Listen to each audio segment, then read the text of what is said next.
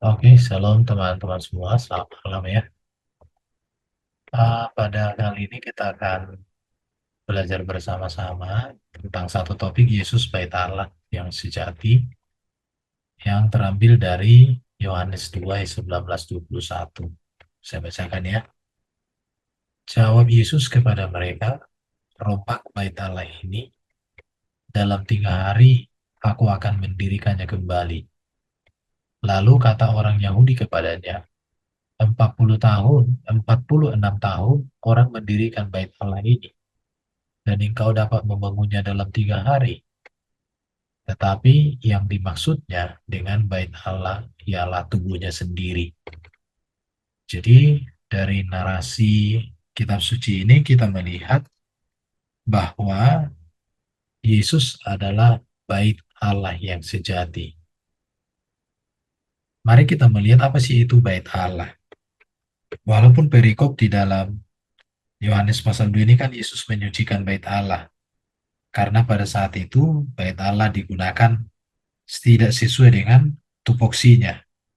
Sebab sejatinya bait Allah itu tempat beribadah, tempat untuk berdoa bagi bangsa-bangsa, dan tempat untuk datang menyembah Tuhan, datang untuk mempersembahkan korban, dan segala aktivitas segala kegiatan kerohanian itu berpusat di bait Allah. Dan namun pada zaman Yesus justru digunakan menjadi sarang penyambut, dijadikan jadi tempat penukar keuangan ya, jual beli perdagangan dan lain sebagainya sehingga mengakibatkan Yesus marah. Sekarang kita perlu mengerti juga tentang yang ini ya. Nah, bait Allah itu dikaitkan dengan bait suci atau bait Hamikdas atau yang disebut juga sebagai bait Yerusalem atau bait Salomo. Ini sebagai tempat peribadatan orang Yahudi yang terletak di bait suci atau di satu bukit yang suci.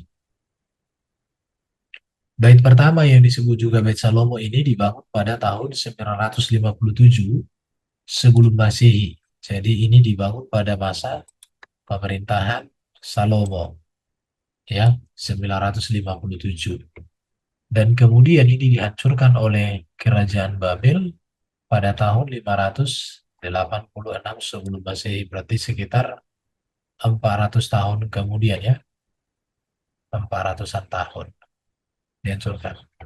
Dan perlu juga diketahui bahwa bait Salomo atau bait Allah yang dibangun Salomo ini tujuannya sebenarnya dibangun untuk menggantikan kemah tabernakel yang dibangun Musa. Jadi ada kemah tabernakel yang dibangun Musa di padang gurun. Itu ada di dalam kejadian Keluaran 25. Kemudian bait kedua dibangun ulang di tempat yang sama pada tahun 515.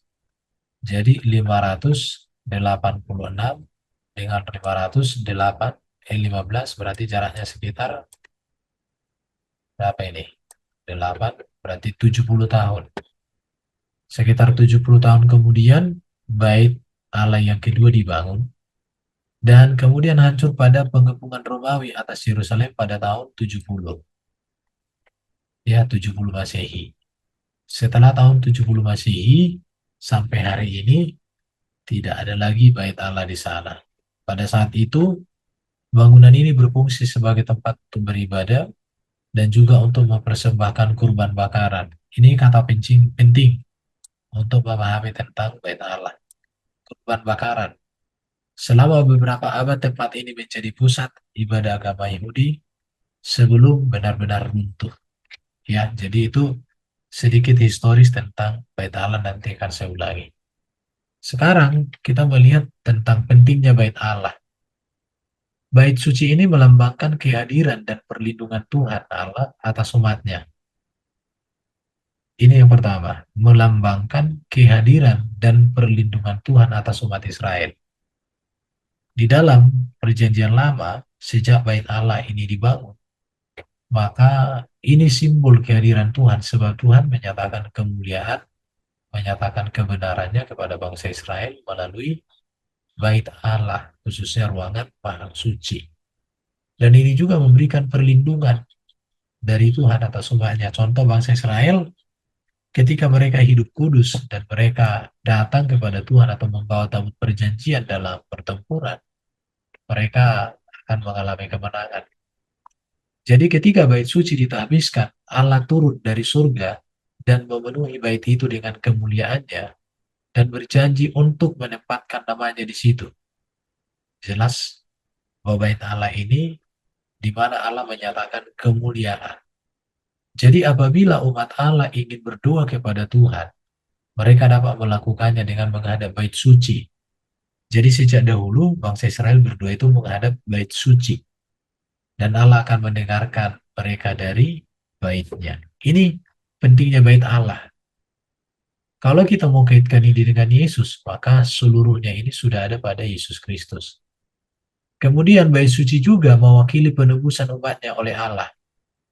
Ada dua fungsi penting yang dilaksanakan di dalam bait Allah, yaitu persembahan korban-korban penghapus dosa setiap hari di atas mezbah pembakaran ukupan, dan pada hari pendamaian ketika imam besar memasuki tempat maha kudus untuk membersihkan darah di atas tutup tabut perjanjian untuk mendamaikan dosa-dosa umatnya. Jadi bait suci ini mewakili penebusan. Yang pertama itu adalah simbol kehadiran dan perlindungan Allah atas umatnya. Yang kedua menjadi mewakili penebusan.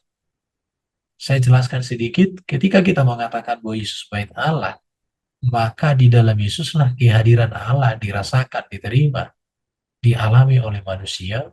Di dalam Yesuslah manusia mendapatkan perlindungan. Maka Yesus katakan, 2-3 orang berkumpul dalam namaku, aku ada bersama mereka. Dalam Matius 28 dikatakan bahwa,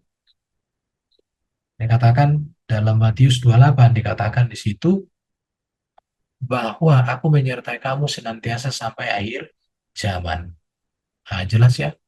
Kalau bait suci berbicara tentang mewakili penebusan umatnya, maka di situ ada korban yang dipersembahkan pagi dan petang, dan ada korban hari raya pendamaian 1 kali 1 tahun yang memercikan darah di atas tutup perjanjian mendamaikan dosa umatnya. Jadi di dalam upacara-upacara ini orang Israel diingatkan mengenai betapa mahalnya harga penebusan dan pendamaian mereka. Jadi ketika kita berbicara Yesus bait Allah, maka di dalam Yesus, di dalam darahnya, kita mendapatkan penebusan, kita mendapatkan pendamaian, kita mendapatkan kemenangan, dan persekutuan dengan Allah. Itulah yang dimaksud. Sekarang kita lihat lagi, bahwa bait Allah ini juga tidak sebenarnya memberikan jaminan mutlak untuk kehadiran Allah. Kenapa dikatakan demikian? Karena bait suci itu melambangkan kehadiran Allah hanya sejauh umat itu menolak ilah-ilah lain dan menaati hukum Allah yang kudus. Ada beberapa peristiwa ya, contoh Mika dan kemudian Yeremia, di mana bangsa Israel ketika mereka menjauh dari Tuhan, maka mereka akan dihajar. Tetapi ketika mereka mendekat kepada Tuhan dengan menyadari dosa-dosa mereka, memohon ampun kepada Tuhan dan datang berdoa di bait Allah, maka di sana mereka akan mendapatkan perlindungan, mendapatkan berkat, mendapatkan sukacita, mendapatkan pertolongan Tuhan. Jadi bait Allah ini sangat penting. Namun kehadiran bait Allah ini haruslah juga orang-orang yang beribadah di bait Allah ini menaati kehendak Allah, menaati hukum Tuhan. Jadi dari sini kita melihat, sekali lagi saya ulangi tentang sejarah bait Allah ya. Bait Allah ini sebenarnya memiliki kaitan dengan kurban-kurban di atas mezbah. Kalau di zaman di zaman Habel, Nuh dan lain sebagainya itu dibuat di atas batu yang disusun bertingkat.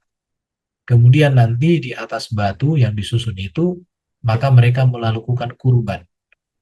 Dan kemudian kurban yang dilakukan di atas batu yang tersusun itu dilanjutkan menjadi kurban yang dilakukan di dalam kemah tabernakel, di mana hal ini dibangun oleh Musa di dalam ketika mereka ada di dalam perjalanan di padang gurun, yaitu Keluaran 25 sampai dengan 28. Ini bisa dibaca nanti.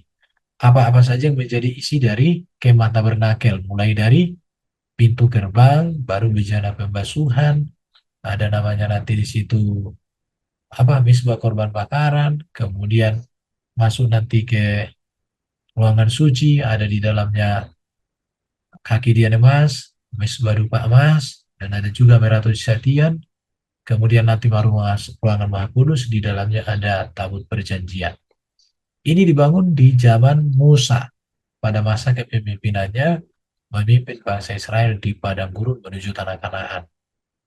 Dan apa yang dikerjakan oleh Musa tentang tabernakel ini, kemudian Daud hendak menjadikannya menjadi bangunan yang permanen yang disebut dengan Bait Allah. Tetapi Daud tidak diizinkan Tuhan, akhirnya rencana itu dipersiapkan dia dengan baik dan kemudian diteruskan oleh Salomo anaknya. Kenapa Daud tidak diizinkan? Karena banyak Daud mencurahkan darah. Ini sejarahnya, sejarah ringkas tentang Bait Allah. Jadi Bait Allah itu ada hal-hal penting yang harus dipahami di Bait Allah. Bait Allah ini sangat berkaitan dengan keimamatan. Di dalam keimamatan itu ada tiga hal penting yang harus dipahami. Oke, yang harus dipahami ya. Ini bentar. Apa itu? Yang pertama kurban. Untuk hukum kurban itu bisa dibaca nanti di dalam Imamat pasal 1, pasal 2, pasal 3, pasal 4 sampai dengan pasal 6 ayat 7. Itu bisa dibaca ya, pasal 6 ayat 7. Di situ ada korban bakaran, korban sajian, korban keselamatan, korban penghapusan dosa, korban penebusan salah. Baru ada juga keimamatan, imamat. Itu dibaca di sini. Ada imam besar yang bertugas untuk melayani di ruangan Maha Suci 1 kali 1 tahun. Imam-imam yang melayani di ruangan suci dan pelataran, imam Lewi yang adalah suku-suku yang melayani juga tetapi dengan bagian-bagian yang umum. Jadi di sini kita melihat tentang bait Allah dalam keimamatan. Ketika kita berbicara bait Allah, maka kita tidak bisa berbicara lepas dari kurban. Kurban itu artinya apa? Didekatkan, diambil kembali, dipulihkan kembali. Inilah yang ada di dalam bait Allah. Kemudian keimamatan, di mana para imam, khususnya imam besar, yang melakukan hukum kurban, baik korban bakaran, korban sajian, korban keselamatan, korban penghapus dosa, dan korban penebus salah. Ini dikerjakan oleh para Lewi, suku Lewi. Kemudian bait Allah ini juga tidak boleh dilepaskan dari yang namanya kenabian. Di dalam Keluaran 25 ayat 22 dikatakan, Tuhan berbicara dengan Musa dari antara kedua kerubim penutup tabut perjanjian. Jadi di sini ada suara kenabian. Jadi Tuhan berbicara kepada bangsa Israel di dalam dan melalui tabernakel. Melalui kurban, Allah menyatakan pengampunan, penebusan, keselamatan. Melalui suara kenabian, Allah menyampaikan firman dan kebenaran, apa teguran, apa yang menguatkan dan membawa manusia kepada kehendak Tuhan. Itu kenabian. Dan itu semua dilakukan ke imam oleh para imam. Jadi, apa kaitan Yesus dengan bait Allah? Maka seluruh esensi yang dikerjakan di dalam bait Allah ini ada di dalam Yesus Kristus. Di dalam bait Allah orang berdoa kepada Allah. Maka Kristus sebagai bait Allah yang hidup. Maka kita berdoa kepada Bapa di surga di dalam dan melalui Yesus Kristus. Keimamatan di tabernakel ini berbicara tentang melakukan kurban untuk pengampunan dosa, pendamaian, dan keselamatan. Tetapi di dalam Yesus kita tidak perlu lagi melakukan hukum kurban keimamatan. Sebab sudah digenapi oleh Yesus melalui kematian 1 kali untuk selama-lamanya. Kalau kenabian, maka dikatakan di dalam Ibrani pasal 1, kalau dahulu Tuhan berbicara kepada kita melalui para nabi, maka pada zaman akhir ini ia telah berbicara kepada kita melalui anaknya yang tunggal. Ini di Ibrani pasal 1 ayat 1 sampai dengan 4. Jadi kita harus mengerti tentang apa sih yang dimaksud dengan Yesus bait Allah. Maka dari sini kita bisa melihat hal itu ya. Perhatikan di sini. Jadi mengapa Alkitab mengatakan Yesus sebagai bait Allah yang sejati? Allah berbicara kepada kita di dalam dan melalui Yesus.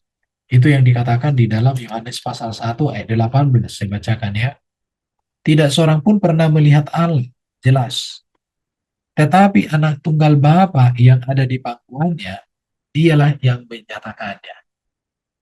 Jadi bisa kita katakan Yesus adalah bait Allah itu sendiri.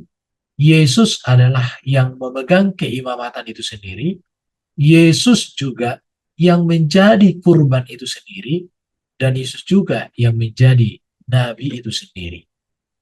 Jadi ketika kita mengatakan Yesus bait Allah itu artinya, jadi bukan bait Allah lagi dalam bentuk bangunan. Bukan bait Allah dalam bentuk benda dengan perkakas-perkakas. Tetapi bait Allah dengan segala esensinya sudah ada pada Yesus Kristus. Di mana Yesus Kristus menjadi kurban satu kali untuk selama-lamanya. Di mana Yesus Kristus menjadi imam besar agung yang keimamatannya berdasarkan perjanjian Melkisedek satu kali untuk selama-lamanya. Di mana Yesus menjadi peran kenabian, di mana dia yang menyampaikan kehendak Bapa, yang menyatakan kehendak Bapa, yang menyatakan rancangan Bapa bagi manusia di dalam Yesus Kristus. Maka di luar kenabian atau pengajaran yang ada pada Yesus atau kenabian atau pengajaran Nabi yang tidak sejalan dengan ajaran Yesus, maka itu bukan kebenaran. Jadi kebenaran iman Kristen itu berpusat pada pribadi Kristus. Dan dikatakan di dalam Yohanes yang kita baca tadi, Yesus Kristus adalah bait Allah itu sendiri. Maka sejak Yesus mati di kayu salib, kurban-kurban atau keimamatan di bait Allah atau kenabian itu sudah terpenuhi ada pada Kristus Yesus. Maka kita tidak perlu mempersembahkan korban lagi dalam bentuk seperti yang dilakukan di bait Allah atau di tabernakel. Namun perlu juga untuk kita mengetahui ya, bahwa bait Allah juga dapat menunjuk kepada rumah Bapakku. Di dalam Yohanes 2 ayat 16, kepada pedagang-pedagang waktu Yesus marah ya, marah, ambil semuanya dari sini, jangan kamu membuat rumah Bapakku menjadi tempat berjualan. Jadi bait Allah itu berbicara rumah Bapa di surga. Kemudian kata ini juga digunakan secara figuratif seperti yang kita baca tadi untuk tubuh kemanusiaan Yesus Kristus. Bahwa bait Allah ialah tubuhnya sendiri. Kemudian bait Allah juga menunjuk kepada orang-orang percaya yang disebut bait Allah. 1 Korintus 3:16, tidak tahukah kamu bahwa kamu adalah bait Allah dan bahwa Roh Allah diam di dalam kamu. Kristus adalah bait Allah yang sempurna. Di dalam dia dan melalui dia kita menerima segala karya Allah Bapa. Dan kalaupun orang percaya disebut sebagai bait Allah, artinya bahwa Roh Allah berdiam di dalam kita, supaya melalui Roh itu kita dibimbing, dituntun, mempermuliakan Allah di dalam dan melalui Yesus Kristus. Bahkan gereja juga dapat dikatakan sebagai bait Allah yang kudus. Contoh di dalam Efesus 2 ayat 21. Di dalam dia tumbuh seluruh bangunan rapi tersusun, menjadi bait Allah yang kudus di dalam Tuhan. Surga juga disebut sebagai bait Allah, Wahyu 7:15. Karena itu mereka berdiri di hadapan tata Allah dan melayani dia siang dan malam di bait sucinya. Dan yang duduk di atas tata itu akan membentangkan kemahnya di atas mereka. Surga itu menjadi bait Allah. Artinya Allah berhadirat, Allah menyatakan kuasa, Allah menyatakan kehendaknya dinikmati para manusia-manusia yang ada di dalam surga. Kemudian akhirnya Allah juga disebut sebagai bait Allah. Wahyu 21 ayat 22. Dan aku tidak melihat bait suci di dalamnya. Sebab Allah Tuhan yang Maha Kuasa adalah bait sucinya. Demikian juga anak domba itu. Jadi kita tidak dapat melihat Bapa secara utuh, tetapi dia kita bisa lihat di dalam kemuliaannya yang dipancarkan, yang dinyatakan di dalam dan melalui Kristus sebagai bait Allah. Oke ya. Jadi dari sini kita melihat bahwa Yesuslah bait Allah yang sempurna, sebagaimana tadi saya jelaskan tentang hukum kurban, tentang keimamatan, dan tentang kenabian. Maka Yesus kegenapan bait Allah dan seluruh ibadah di bait Allah digenapi pada pribadi Yesus dan karya Yesus.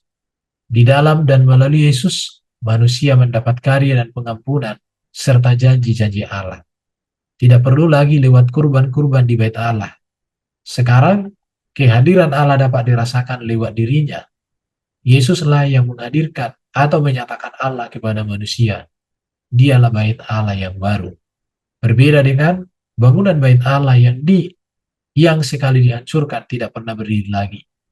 Bait Allah yang baru ini yaitu Yesus Kristus, meskipun ia dibunuh oleh penguasa agama dan politik, akan terus hidup setelah 3 hari dan dia bangkit.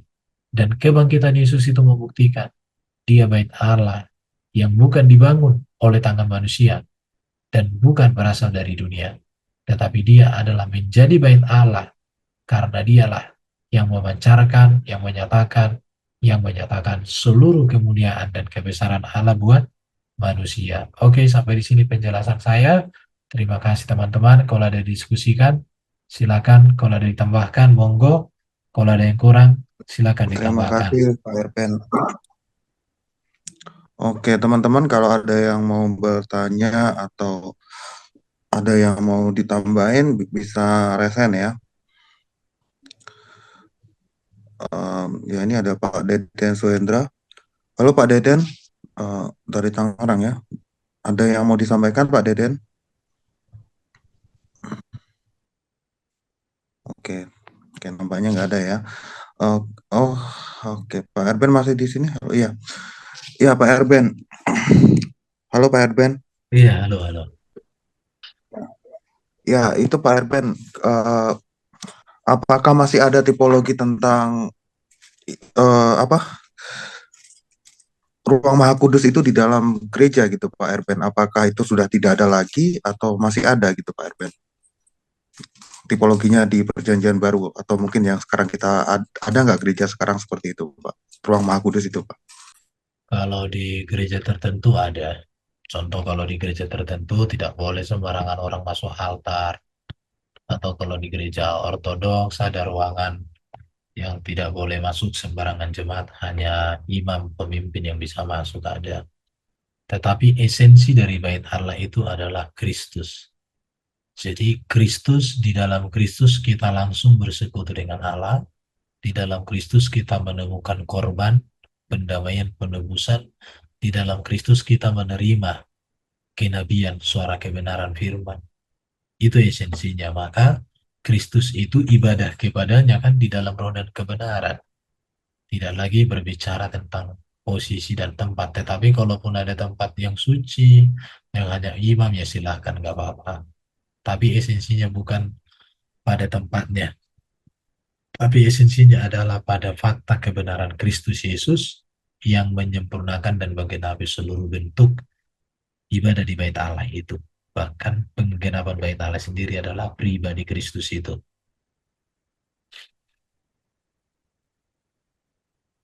Oke, bro. Ya, terima kasih. Oke, terima kasih Pak Erben. Kemudian ada satu pertanyaan lagi Pak Erben, yang mungkin sering ditanyakan kepada kita ya sebagai orang Kristen dan kita mungkin kebingungan juga untuk menjawab sebenarnya siapa sih Tuhan kita gitu Pak Erben? Apa yang harus kita jelasin ke mereka gitu Pak Erben? Itu Kalau Pak. kalau berbicara siapa Tuhan, kita harus memahami dulu makna kata Tuhan. Jadi saya kan udah pernah bahas di sini juga apa bedanya Tuhan dengan Allah. Bagaimana penggunaan kata Tuhan itu. Itu penjelasannya nanti bisa ditonton videonya yang sudah pernah dijelaskan ya. Tapi tidak apa-apa saya coba menyampaikan dengan cara yang praktis di sini. Kata Tuhan itu kan itu gelar ya. Kata gelar itu berasal dari kata Kyrios, artinya Tuhan atau penguasa. Jadi kalau ditanya kata Tuhan itu netral. Kata itu akan berubah ya. Semoga ini bisa membantu teman-teman ya. Bentar, saya buka ini. Oke. Jadi beda arti kata Tuhan dengan Allah. Kata Allah itu ini ya, supaya kita diskusi ini. Allah itu kan Theos, God. Artinya di sini yang ilahi, pencipta alam semesta. Ia menciptakan melalui firman, ia menghidupkan melalui rohnya. Itulah yang disebut dengan Allah. Tetapi kalau kata ke Tuhan, Tuhan itu kan Kyrios, Lord. Ini gelar kepenguasaan. Gelar ini bisa dipakai kepada Allah. Maka ada istilah dalam apa namanya Tuhan Allah. Tuhan Allah artinya Allah penguasa, pemilik kuasa, pemberi kuasa. Tapi kata Tuhan ini pun gelar ini bisa kepada Yesus. Maka ada kata Tuhan Yesus. Artinya Yesus penguasa, yang kepenguasaan Yesus adalah kepenguasaan Yesus yang miliki dan diberikan Allah sebagai Mesias. Jadi Bapa di surga memberikan kuasa kepada Yesus. Tapi ada juga Tuhan jenaka. Artinya jenaka penguasa dalam wilayah kekuasaannya. Jadi kata Tuhan di sini ini itu gelar, ya, itu jabatan atau kepenguasaan. Dan penggunaannya itu bisa kepada Allah, bisa kepada manusia, kepada Yesus, atau manusia yang punya otoritas di situ. Jadi Tuhan itu gelar. Saya kasih contoh sebentar ya nih, sebentar di berikutnya ya. Contoh ya, etimologi kata Tuhan itu kan dalam bahasa Melayu itu berasal dari kata Tuhan. Ini harus tahu ini. Bahkan buku pertama yang memberi keterangan itu adalah Ensiklopedia Populer Gereja oleh Adolf Jürgen. Tadi saya baru debat dengan Oneness ya tentang kata Tuhan. Ketika mereka mengatakan Tuhan itu artinya adalah Allah, saya bisa bantah bahwa Tuhan itu juga gelar yang digunakan kepada manusia biasa, yang digunakan kepada sosok raja. Jadi penggunaan kata Tuhan di sini itu artinya apa di sini? Penguasa. Jadi ketika kita mengatakan Yesus Tuhan, artinya Yesus penguasa. Penggunaan katanya seperti gini, penggunaan kata Tuhan ini. Kyrios kepada Theos, Kyrios kepada Yesus, Kyrios juga kepada Herodes. Kenapa? Karena ini gelar. Kata Kyrios ini maknanya hanya penguasa. Jika tidak ada Theos, maka kepenguasaan ini hanya pengertian penguasa. Penguasa yang mana yang bisa dijelaskan. Tetapi ketika kata Kyrios disematkan kepada Theos, maka itu sudah menunjukkan yang ilahi penguasa. Ketika kata Kyrios kepada Yesus artinya kepenguasaan Yesus. Kyrios Herodes berarti kepenguasaan Herodes, sama dengan penggunaan ini Kyrios ini sama. Kalau orang Inggris gampang, Lord God, Lord Jesus, Lord Charles, mudah dipahami orang Inggris ini. Tapi kalau orang Indonesia ini parah, kenapa? Karena malas berpikir, kecuali yang Kristen ya, Kristen sejati. Dan ini kata Lord ini sepadan dengan kata Rob atau dengan kata Gusti. Kalau orang Jawa gampang, Gusti Allah, Gusti Yesus, Gusti Prabu. Ini artinya beda ini sebenarnya. Beda. Jadi ya Yesus itu Tuhan, penguasa. Bapa di surga juga Tuhan. Matius 11 ayat 25. Yesus katakan aku bersyukur kepadamu Bapa Tuhan langit dan bumi. Oke ya. Ada yang terlibatkan yang boleh saya jelaskan? Bisa diperdalam? Ya, ya cukup jelas, Pak. Silakan, Sister Aling. Ya, shalom. Selamat malam, Pak Erben. Iya, salam. Malam, bagus.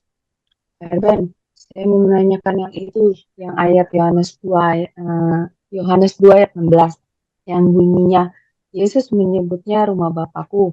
Di situ bunyi ayatnya kan kepada pedagang-pedagang merpati, ia berkata, ambil semuanya ini dari sini. Jangan kamu membuat rumah Bapakku menjadi tempat berjualan. Nah, maksudnya ini gimana, Pak? Karena saya lihat gereja-gereja sekarang banyak yang berjualan Pak Erben di depannya itu. Oh, Maksudnya gimana, Pak? Pengertian ini. Ya, terima kasih Pak Erben. yang pertama ya, ayat ini kan mengatakan bahwa bait Allah itu rumah Bapaknya Yesus. Jadi itu mengkonfirmasi bahwa Yesus itu bukan Allah Bapa. Kalau Yesus itu Allah Bapa, Yesus akan ngomong. ini rumahku gitu kan. Tapi dibilang dia rumah bapakku. Sekarang ini sebenarnya di gereja nggak boleh jualan. Tapi kalau orang berjualan di samping gereja, dekat-dekat gereja bagus juga. Supaya jemaat itu membeli tidak jauh-jauh. Tapi kalau di dalam gereja jangan, nggak boleh jualan. Ya, itu menyalahi ya, jangan jualan dalam gereja. Gereja itu tempat beribadah, tempat untuk menyatakan kasih sayang kita kepada sesama dalam bentuk ibadah, di mana ibadah itu berbicara tentang doa, penyembahan, nyanyian, pujian, dan lebih lagi baca firman Tuhan dan memahami dan mempelajarinya. Itu esensi dari rumah ibadah. Jadi rumah ibadah esensinya bukan untuk jualan. Kalau ada yang jualan, bertobat. Jangan jadikan gereja tempat Iya, Pak. jualan. Ya, Iya, saya ngelihat Pak Erben di dalam halaman gereja, Pak. Itu mereka berjualan dan sepertinya diperbolehkan oleh gereja itu gitu. ya Makanya saya artinya gini, kalau berpikir di ayat ini. ya, kalau di halaman gereja itu memang itu tidak mengganggu aktivitas gereja, tidak mengganggu lahan parkir dan lain sebagainya, dan itu di Hmm, manajemen dengan bagus ya silakan. Tapi kan hmm, masalahnya kan kalau di sini di zaman Yesus itu memang rumah Tuhan itu tidak difungsikan sebagaimana mestinya karena fokus manusia adalah memperkaya diri melalui kehadiran. Nanti ya kalau kita melihat itu, ya. jadi gini Hmm. gambarnya di mana ya? Gambar saya cari dulu ya. Jadi Jadi kayak pasar gitu ya Pak Erben, bukan. suasananya ya. Bait Allah itu Oh, di mana mereka jualan? Bait Allah, Salomo, iya. itu ada. Makanya jadi ketika orang beribadah di situ kenapa dimarahi? Karena ya mereka ibadah itu ini Hmm. di pelataran bangsa-bangsa namanya. Nah, pelataran Hmm. bangsa-bangsa itu yang ada di luar, di samping, ya tadi dalam lingkungan bait Allah, tapi bukan yang bagian dalam. Bentar ya, Hmm. sebentar. Ada itu gambarnya dulu. Oke, oke, oke. Oh, ada materi ya, sebentar. Materi aja. Saya bikin bait Allah biar bait Allah. Biar saya tunjukkan. Jadi mengapa Yesus marah di bait Allah? Nah, dua.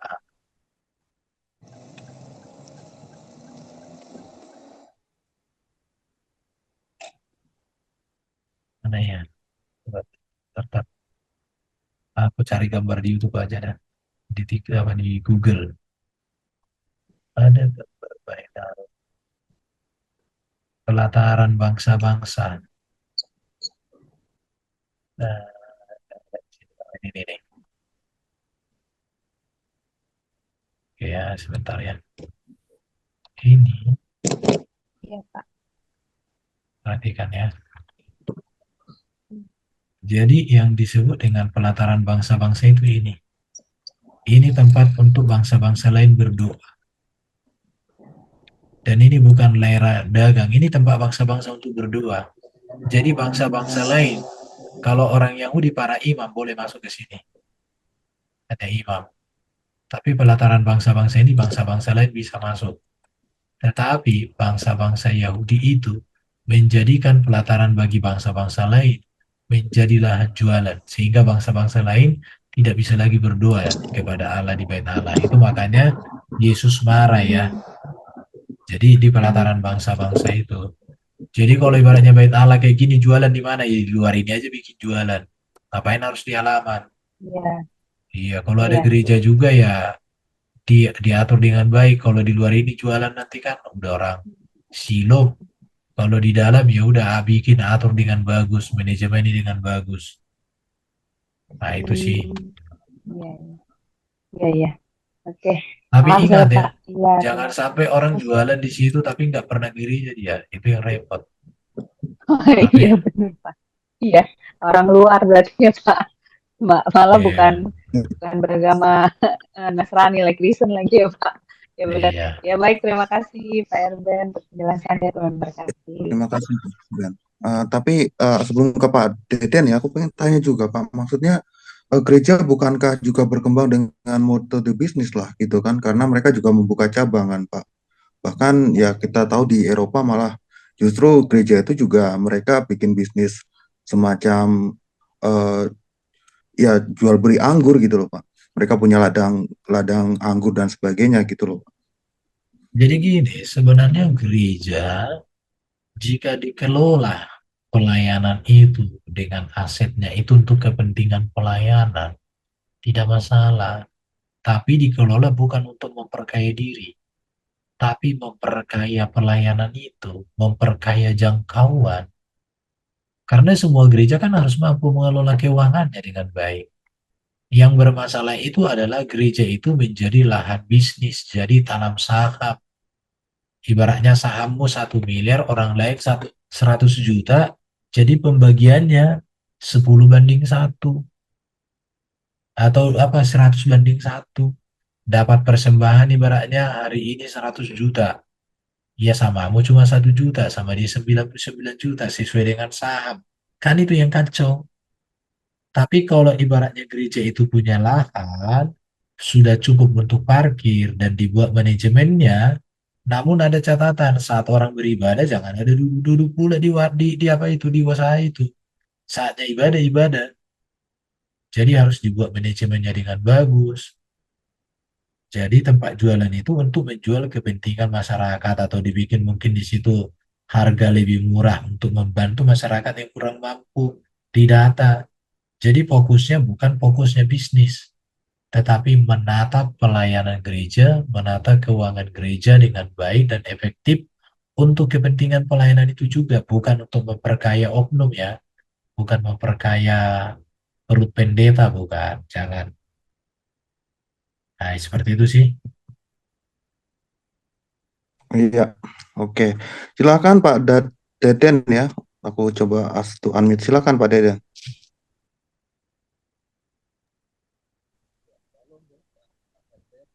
Kecil kali, suaranya panter, nyaris tak terdengar. Iya, Pak Deden udah open mic tapi Pak Her suaranya oh, belum dengar. Ya, silakan. Shalom, kedengeran Iya, ya? iya, Shalom. salam. Iya, iya, salam bro. Iya, Pak Erben, ini yang saya mau tanya kan tadi Tuhan itu artinya jabatan ya Pak ya. Iya, gelar, gelar. Nah, kalau ini Pak kan Tuhan huruf besar semua itu kan aslinya kan tulisan ininya kan YHWH Pak ya, Yod He Vav He itu Oh, Pak ya. konteks yang saya bahas tadi PB, bukan PL. PL beda lagi bro. Oh Iya, gitu, oke. beda-beda. Makanya saya iya tadi saya agak telat sorry ya, maaf Pak. Iya, Sama itu konteks juga Pak yang di konteks PL dengan ulangan konteks, yuk, beda ya Pak ya. Oh itu yang kon, dimaksud ya Pak ya.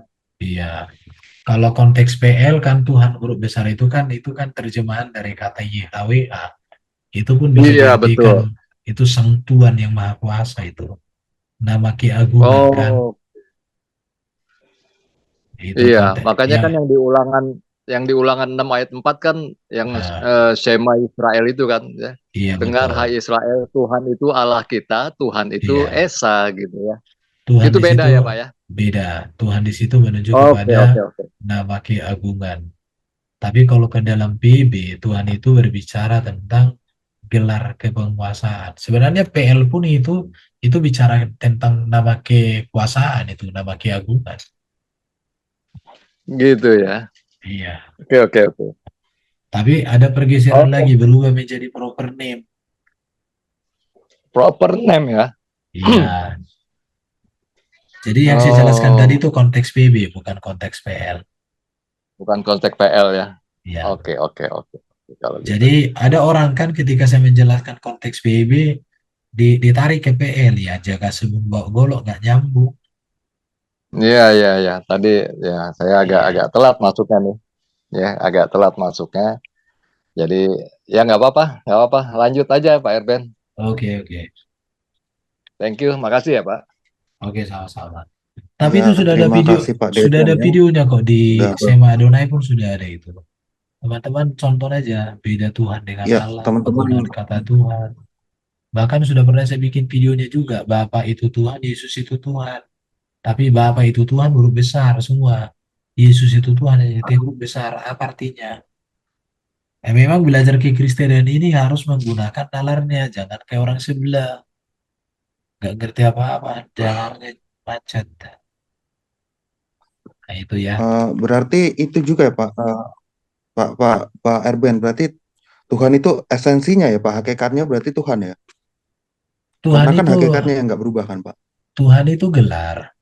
Allah itu berbicara hakikat esensi. Hakikatnya roh. Allah itu jenis. Iya, Allah itu jenisnya. Roh hakikatnya. Iya, kalau tadi Gelarannya penjelasan Tuhan. maksudnya yang tidak berubah adalah hakikatnya Pak. Iya, berarti Hakikat hakikat Allah kan yang nggak tidak pernah berubah adalah hakikatnya kan. hakikat Allah nggak pernah Iya, berubah. iya itu kan. Iya. Iya, oke. Ah, Oke, nanti ada lagi nanti nanti pertanyaan nanti teman-teman? teman-teman bisa nonton videonya kok itu tentang Tritunggal yang saya jelaskan itu. Saya kan suka menjelaskan pakai PowerPoint. Silakan disimak aja.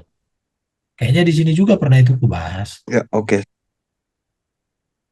Iya, ya, oke. Nanti teman-teman bisa lihat ya di playlistnya Sema Aduna, cari aja Pak Erpen, di situ juga ada dari episode yang pertama sampai hari ini ya Pak. Iya, iya, ada semua. Oke, sudah lengkap semua ya. Eh, kalau tidak ada pertanyaan, mungkin Pak Erben bisa tutup dengan sedikit konklusi dan doanya. Silahkan Pak Erben. Oke, jadi kekristenan itu tidak bersentral kepada rumah ibadah, kepada kurban, dan kepada berbagai ritus dan ritual. Tidak di sana esensinya. Tetapi esensi dari kekristenan itu adalah berpusat pada pribadi Kristus Yesus. Apapun bentuk ritual gereja atau seremonial gereja, esensinya adalah Kristus. Bahwa di dalam Kristus kita berbicara kepada Allah dan Allah berbicara kepada kita. Di dalam Kristus kita menerima penebusan kurban yang sempurna. Di dalam Kristus kita menerima suara kebenaran, sebab Kristus sendiri adalah kebenaran. Jadi seluruh kegiatan seremonial yang ada di bait Allah telah sempurna ada pada Kristus Yesus. Jadi Kristus datang sebagai bait Allah yang sempurna, yang menjadikan kita juga menjadi bait Allah yang hidup, supaya hidup kita menjadi rumah doa, menjadi bait yang kudus, ditempati Roh Kudus dalam hidup kekudusan, supaya kita bisa menjadi berkat dan berarti bagi dunia dan sesama kita. Terima kasih, kita akan tutup dalam doa. Terima kasih Bapak, terpujilah namamu, berkati kebenaran firman Tuhan yang sudah kami bicarakan, dan semua orang yang sudah mendengar diberkati, ditolong oleh Tuhan. Terpujilah Bapa, ditinggikanlah Engkau selama-lamanya, di dalam dan melalui Yesus Kristus kami berdoa padamu. Amin.